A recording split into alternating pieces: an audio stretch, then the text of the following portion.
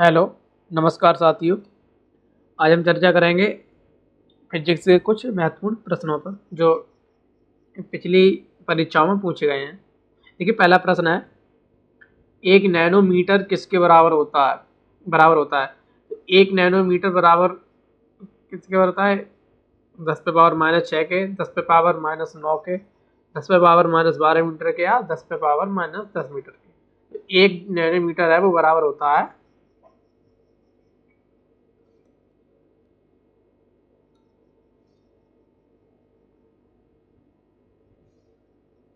10⁻⁻9 metre के। ठीक है, 10⁻⁻6 को क्या बोलते हैं? माइक्रो। यानी एक माइक्रो बराबर कितना होता है? 10⁻⁻6 मीटर। और 10⁻⁻12 मीटर को कहते हैं पीको। यानी एक पीको मीटर बराबर कितना होता है? पीको मीटर बराबर होता है 10⁻⁻12 मीटर के। और एक 10⁻⁻10 मीटर होते हैं एक एंगस्ट्रॉम। ठीक है, ये इसका प्रतीक होता है। एक एंगस्ट्रॉम बराबर 10⁻⁻10 मीटर। ठीक, अगला प्रश्न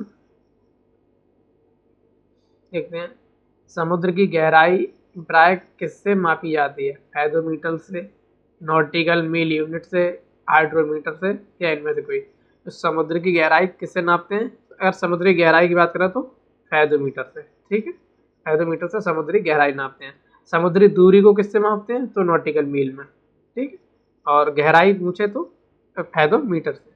ठीक, अगला प्रश्न, बादलों की दिशा एवं गति को मापने वाला यंत्र कहलाता है? हाइग्रोमीटर, नेपोस्कोप, या रेन गेज?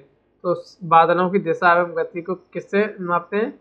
नेपोस्कोप से। ठीक है, इसको रेन गेज को बोलते हैं वर्षा मापी। ठीक, तो बादलों की गति एवं दिशा मापते हैं नेपोमीटर के द्वारा, नेपोस्कोप से। ठीक, अगला प्रश्न,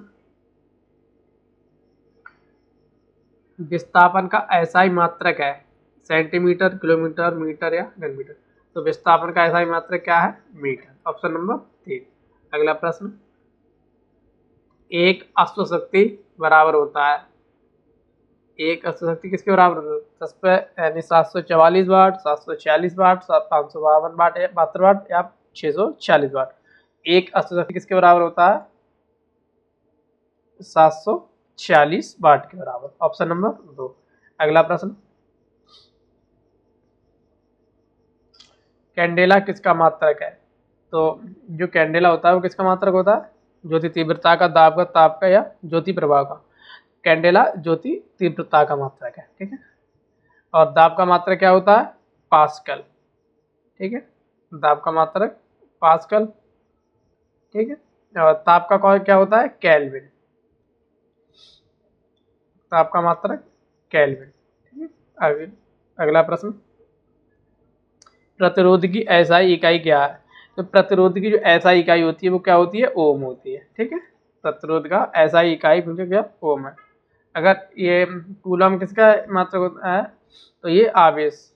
ठीक है, आवेश वो कूलम से आवेश, या जूल ये ऊर्जा का मात्रक होता है, जूल। न्यूटन, ये बल का मात्रक क्या होता है? न्यूटन। अगला प्रश्न, त्वरण की विमा होती है LT-2, LT-1, या LT⁻², या LT⁻³ तो त्वरण की विमा होती है LT⁻²। ठीक है, LT-1 ये किसकी विमा होती है? ये होती है वेग की विमा। वेग की विमा होती है LT-1, और यही किसकी विमा होती है? चाल की। तो ये भी ध्यान रखें, चाल और वेग की दोनों की विमा समान होती हैं, वो होती है LT-1। त्वरण की विमा क्या होती है? LT⁻²। अगला प्रश्न, निम्न में से कौन सी सदिश राशि है? बल, विस्थापन, त्वरण, या ये सभी? देखो, बल, विस्थापन, त्वरण, वेग, ये तीनों कैसी राशि हैं? सदिश राशि है। आपका आंसर कौन सा हो जाएगा? ये सभी। बल, विस्थापन, या आप ये ध्यान रखें, जैसे बल है, विस्थापन है, त्वरण है, और वेग है, ये सभी कैसी राशि होती हैं? ये सदिश राशि होती हैं। अगला प्रश्न, श्यानता की एसआई इकाई है? Poise, pascal, flux? तो श्यानता की जो एसआई इकाई है वो क्या होती है? पॉइज। ठीक, अगला प्रश्न, स्वतंत्र रूप से गिरने वाली वस्तुओं की होती है एक समान गति, एक समान त्वरण, समान वेग या समान चाल। तो जो भी वस्तु स्वतंत्र रूप से गिरती है उसकी क्या एक समान त्वरण होती है, उसकी जो त्वरण होती है वो एक समान होती है। अगर ये कोई वस्तु है और ये स्वतंत्र रूप से गिर रही है तो ये समान त्वरण होती है, जो कि पृथ्वी अपने गुरुत्वीय त्वरण से खींचती है, क्या होता है 9.8। ठीक है, तो स्वतंत्र रूप से गिरने वाली वस्तु की हमेशा त्वरण समान होती है। अगला प्रश्न,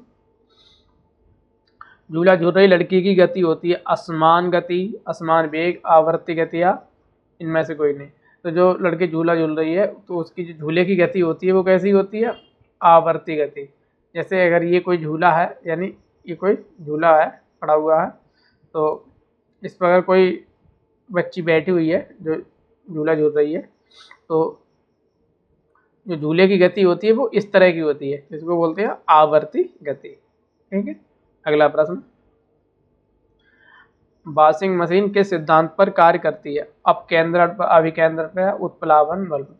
जो वॉशिंग मशीन होती है वो अपकेंद्र सिद्धांत पर कार्य करती है। ठीक, ये अपकेंद्र सिद्धांत बाहर की ओर लगने वाला बल है। ठीक है, और ये जो अभिकेंद्र बल है ये अंदर की ओर लगने वाला बल होता है। उत्प्लावन बल ये द्रव्यों में लगता है। ठीक है, जो जिसके कारण वस्तु तैरती है वो उत्प्लावन बल के कारण। ठीक है, तो यहाँ आपका आंसर हो जाएगा ऑप्शन नंबर 1 अपकेंद्रण बल के कारण। यह अपकेंद्र सिद्धांत। जो वॉशिंग मशीन है वो अपकेंद्रण सिद्धांत पर कार्य करती है। अगला प्रश्न, आकाश में उड़ते पक्षी में होती है गतिज ऊर्जा, स्थितिज ऊर्जा या दोनों।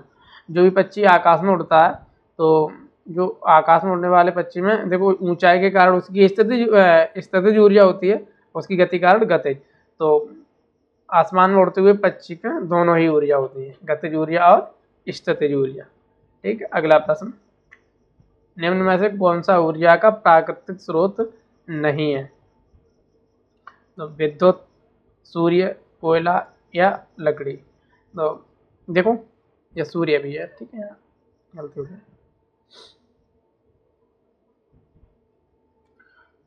देखो सूर्य, कोयला और लकड़ी ये क्या चीज़ है, ये प्राकृतिक रूप से मिल जाते हैं, लेकिन ये विद्युत प्राकृतिक स्रोत नहीं है। ठीक है, ऊर्जा का जो विद्युत है वो प्राकृतिक स्रोत नहीं है। ऑप्शन नंबर ए आंसर हो जाएगा आपका।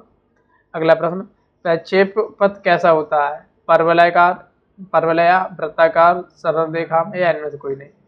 ठीक है, तो जो देखो अगर कोई चीज़ वस्तु फेंक जाती है, एक तो ये होता है समांतर पथ, ठीक है, और इस तरह से अगर फेंकते हैं, और ये जो इस तरह से जाता है गोलाकार रूप में इस तरह घूम के, ये होता है प्रक्षेप पथ या इसको परवलयाकार पथ। ठीक है, अगर किसी चीज़ को फेंका जाता है तो वो क्या होता है, ये परवलयाकार पथ होता है। ठीक है, प्रक्षेप पथ को क्या बोलते हैं, परवलयाकार पथ। तो आपका आंसर कौन सा हो जाएगा, ऑप्शन नंबर 1। ठीक है, अगला प्रश्न, वर्षा की बूंद गोलाकार होती है ऊंचाई से गिरने के कारण, पृष्ठ तनाव के कारण, हवा के कारण, इनमें से कोई नहीं। तो जो वर्षा की बूंद है वो पृष्ठ तनाव के कारण कैसी होती है, गोल होती है।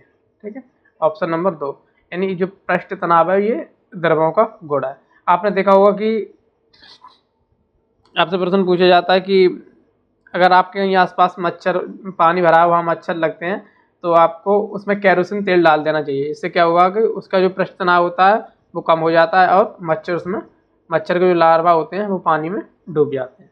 ठीक है, तो जो हाँ ये ध्यान रखें कि वर्षा की बूंद गोलाकार होती है पृष्ठ तनाव के कारण। ठीक है, चलो इससे आगे कल बात करते हैं, तब तक के लिए धन्यवाद।